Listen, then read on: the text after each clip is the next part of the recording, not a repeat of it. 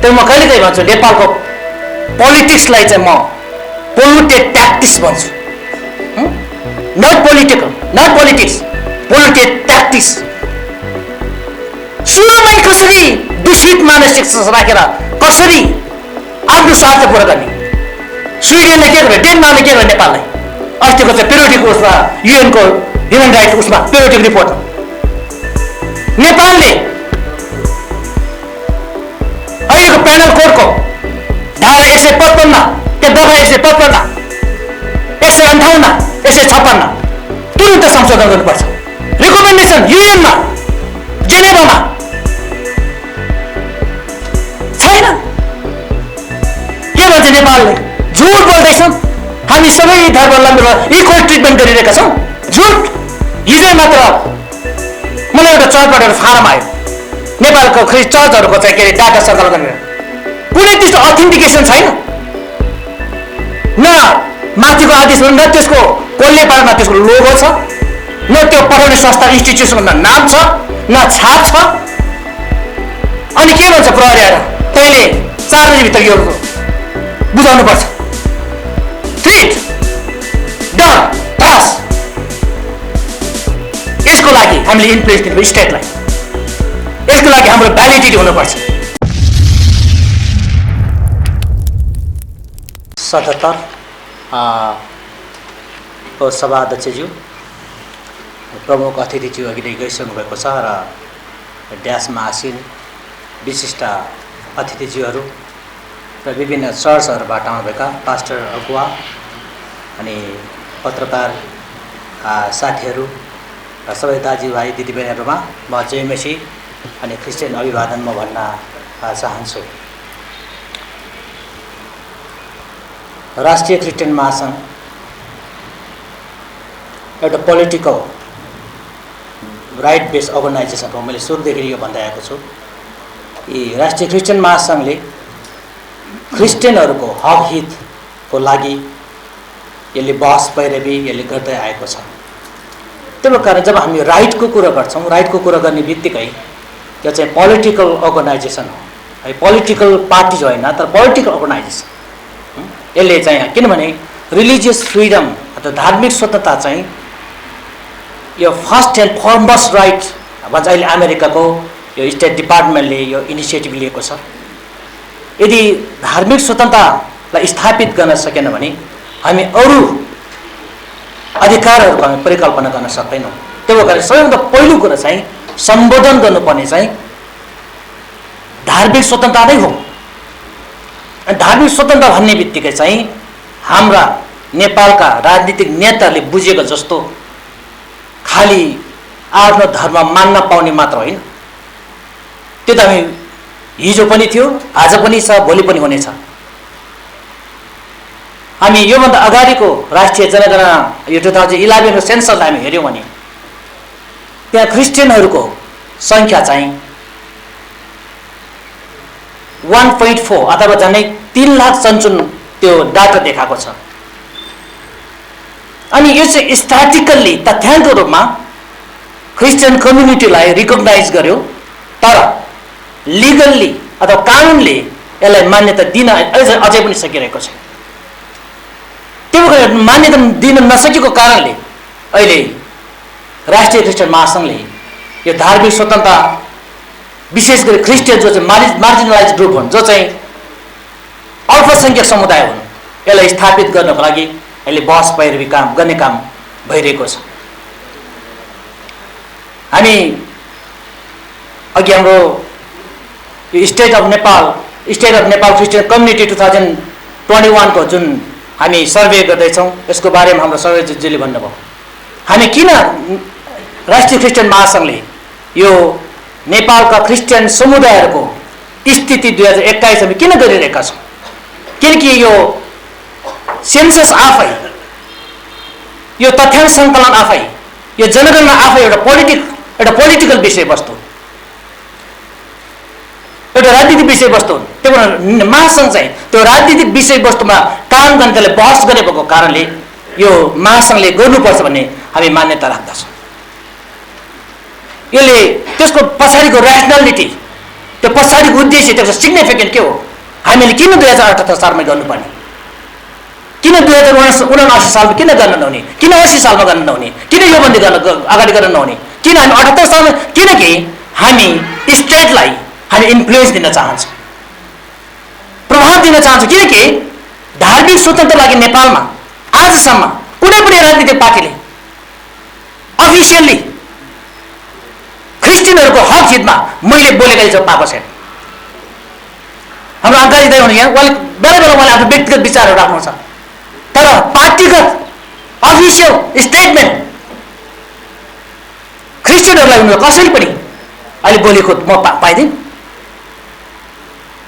त्यो म कहिलेकाहीँ भन्छु, नेपालको पोलिटिक्सलाई चाहिँ म पोल्युटेड ट्याक्टिक्स भन्छु।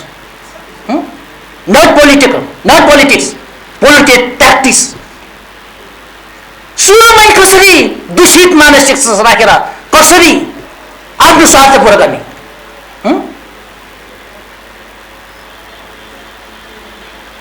त्यो भएर यो जनगणना लागि हाम्रो के समझ यसले इन्फ्लुएन्स दिन्छ। हामी यसको वैधता, हामी यस सर्वेको चाहिँ वैधता पनि हुनुपर्छ।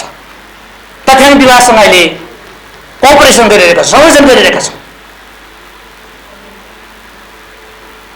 अनि यसको मान्यता, यसको लिगल रिकग्निसन, लिगल भ्यालिडिटी यसको हुनुपर्छ। स्टेटले यसलाई रिकग्नाइज गर्नुपर्छ। अहिले हाम्रो आवाज के छ भन्दाखेरि हामी 3 लाख मात्र होइनौँ, हामी 3 लाखभन्दा बढी छौँ। कमल थापाले यहाँ 40 लाख पुग्यो भनेर छ। त्यसको डाटा खोइ? उहाँलाई एकातिर क्रिस्चियनबाट चिन्ता छ, अर्कोतिर चर्चमा गएर उहाँ भोट माग्नुहुन्छ। पोलिटिक ट्याक्टिक्स, दूषित युक्ति, जुक्ति भन्छ नि होइन?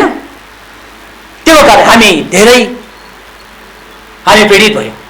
अहिले कुनै पनि अहिले अघि यहाँ नवराज श्रीवालजीले भन्नुभयो, गोपालमान सेठले भन्नुभयो, उहाँले भन्ने जस्तो सजिलो छैन नेपालको एडमिनिस्ट्रेसन, नेपालको प्रशासन त्यति सजिलो छैन। सबै प्रोग्रामहरू, सबै चर्चको प्रोग्रामहरू सबै बन्द छन् अहिले। सबै बन्द छ, गर्न पाउँदैन, बोल्न पाउँदैन। हिजो मात्र मलाई एउटा चर्चबाट एउटा फारम आयो, नेपालको चर्चहरूको चाहिँ के अरे डाटा सङ्कलन गरेर, कुनै त्यस्तो अथेन्टिकेसन छैन।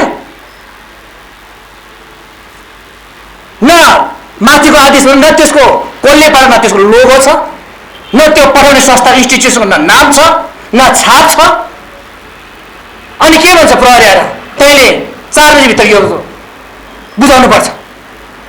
थ्रेट, डर, त्रास। यसको लागि हामीले इन्फ्लुएन्स दिनु स्टेटलाई, यसको लागि हाम्रो भ्यालिडिटी हुनुपर्छ। केही समय अगाडि अमेरिकामा चुनाव हो राष्ट्रपतिको, डोनाल्ड ट्रम्पले भन्दै थियो अमेरिकालाई यति शक्तिशाली बनाउनमा इन्डियन हिन्दूहरूको ठुलो भूमिका छ। त्यसको कारणले अब उसो इन्डियन हिन्दूहरू वासिङटनको सच्चा मित्र हुनेछ। नेपालमा कहिले त्यो दिन आउला? नेपालका नेताहरूले सिंहदरबारको क्रिस्चियनहरू सच्चा मित्र हुनेछन् भनेर राष्ट्रिय मानव अधिकारले आज चुइक्क एउटा शब्द बोलेको देखिँदैन। एउटा क्रिस्चियन पक्राउ गर्दाखेरि, एउटा चर्च बन्दाखेरि, एउटा चर्च चलाउँदाखेरि एउटा विज्ञप्ति निकालेर यो मार्जिनाइज ग्रुप हो, धार्मिक संघ, युएनमा यो मानवताको परिषदमा नेपाल पुनः नियुक्ति भएको छ। तपाईँले कति याद गर्नुभएको छ? पुनः नियुक्ति मानवाधिकारको संरक्षण गर्न, सम्मान गर्नको लागि। कहाँ छ मानवाधिकार? मेरो मुख बन्द गरेर मानवाधिकार, उसको धर्म बचाउनको लागि म चुप बस्नुपर्ने, उसको संस्कार बचाउनको लागि म चुप बस्नुपर्ने, मैले आफ्नो मुख बन्द गर्नुपर्ने? कहाँ छ मानवाधिकार? स्विडेनले के गर्यो, डेनमार्कले के गर्यो नेपाललाई? अस्तिको चाहिँ पेरियोडिक उसमा युएनको ह्युमन राइट उसमा पेरियोडिक रिपोर्टमा नेपालले अहिलेको पेनल कोडको धारा 155, त्यो दफा 155, 158, 156 तुरन्त संशोधन गर्नुपर्छ।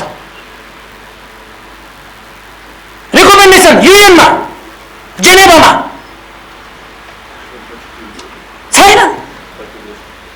के भन्छ नेपालले? झुट बोल्दैछौँ, हामी सबै धर्मावलम्बीलाई इक्वल ट्रिटमेन्ट गरिरहेका छौँ। झुट। आइसिसिपिआर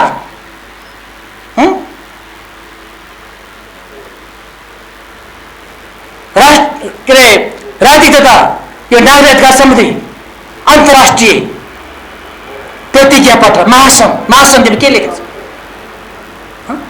त्यसको पार्टी नेपाल 1991 रेटिफाई भएको छ संसदबाट। अनि इन्टरनेसनल कम्युनिटीले झुट बोल्ने। अनि मैले यति भने मैले सञ्चालन भयो त डलरले भन्छ मलाई, होइन डलरले भन्छ। हामी यस्तो स्थितिमा छौँ। त्यही कारणले राष्ट्रिय क्रिस्चियन महासङ्घले नै किन